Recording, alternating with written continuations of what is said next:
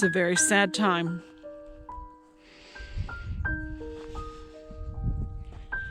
My precious buddy has died.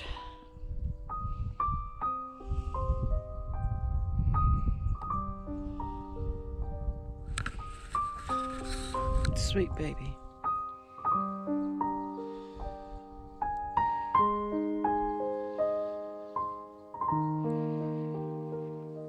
Dogs never live long enough.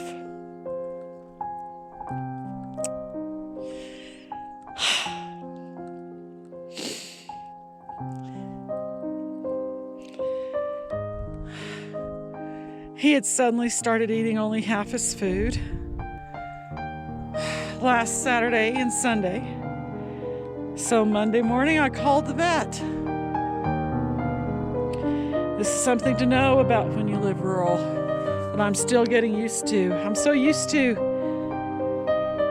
city vets. You call the vet and the vet can see your dog the same day or the next day. That's how it was for me in El Paso with McRae Animal Hospital with Dr. Warbaugh and Dr. Garrick. Anyway, I call Buddy's vet, which is in Ruidoso, and they're very good vets. The soonest they could see him is Friday. I explained that, he didn't eat. I fed him morning and evening, and he didn't eat.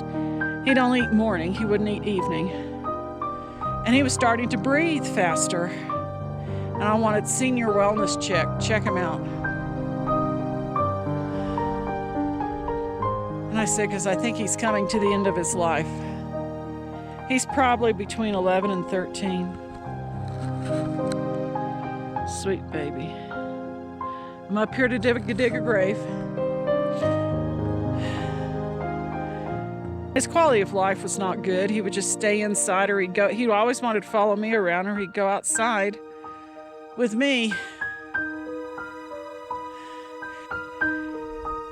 Drove him to Ruidoso to the vet.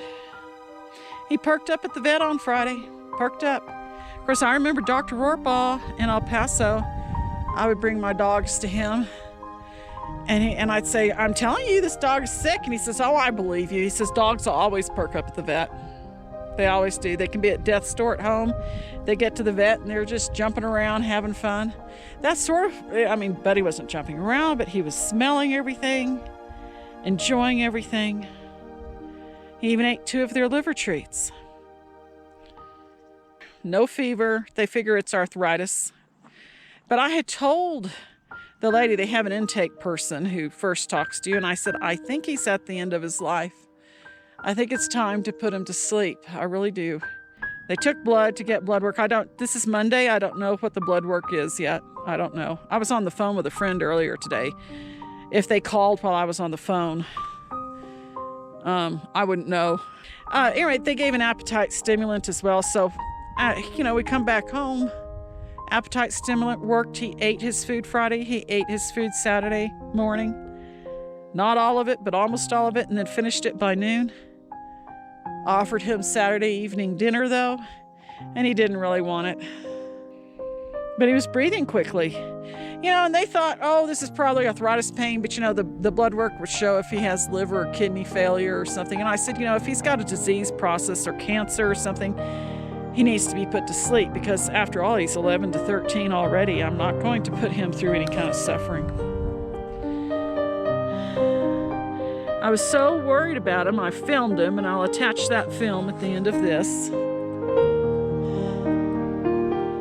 And I filmed it because I thought, well, I'm going to show it to the vet if they don't believe me, because he was much more perked up at the vet's office, so they need to see what his quality of life is, because I've always thought that quality of life matters.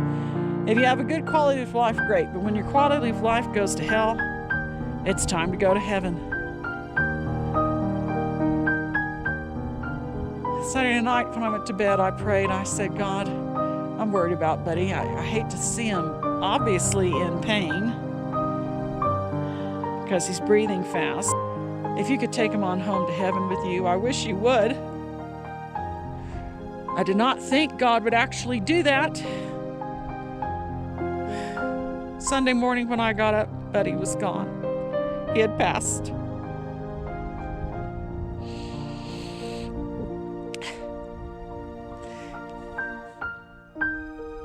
Everything was quiet. I checked on him. He wasn't in rigor mortis yet. He wasn't in rigor yet at all. Thought I would bury him yesterday, but by the time I got back from church and getting a flu shot and doing things, because that was all down in Alamogordo, it was getting too dark. So I'm going to bury him now. You know, it's overnight lows are below freezing. He hasn't decayed at all. A very good dog.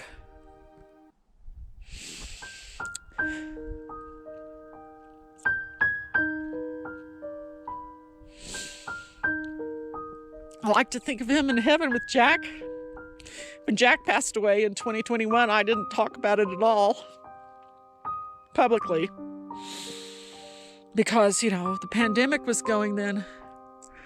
And I thought it would be unseemly to be discussing the death of my little Jack, my beloved Jack. He died at the vet's office, not a different vet, totally different vet, down in Alamogordo after surgery.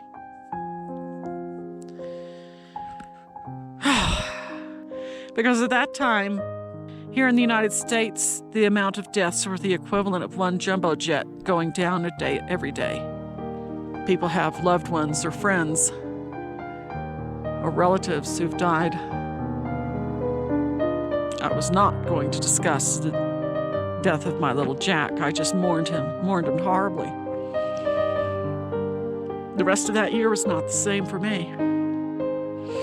Buddy, interestingly enough, liked the fact that he had the back seat in the truck all to himself after that. They were good friends and they liked to play a lot. Add some of their play videos.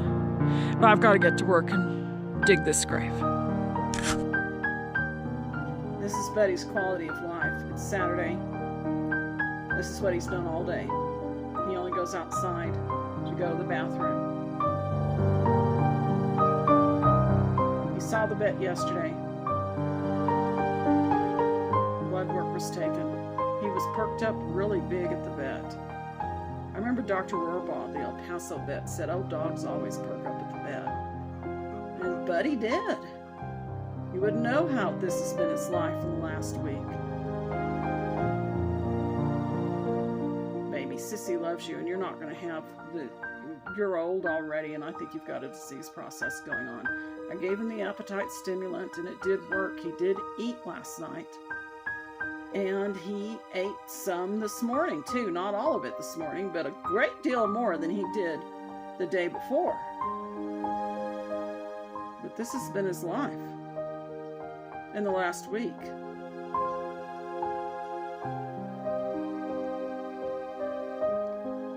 Here we are on Saturday. It was last Saturday, a week ago, that you only ate half your food. I was worried about that. And then you only ate half your food Sunday, and then Monday morning you didn't eat. That's when I called the vet for an appointment. And then all last week you just went downhill. And all this panting. The appetite stimulant worked, but this is no life. You're going to go to heaven. If you've got a disease process, you're going to heaven. We'll find out tomorrow what the blood work says. Sissy loves you.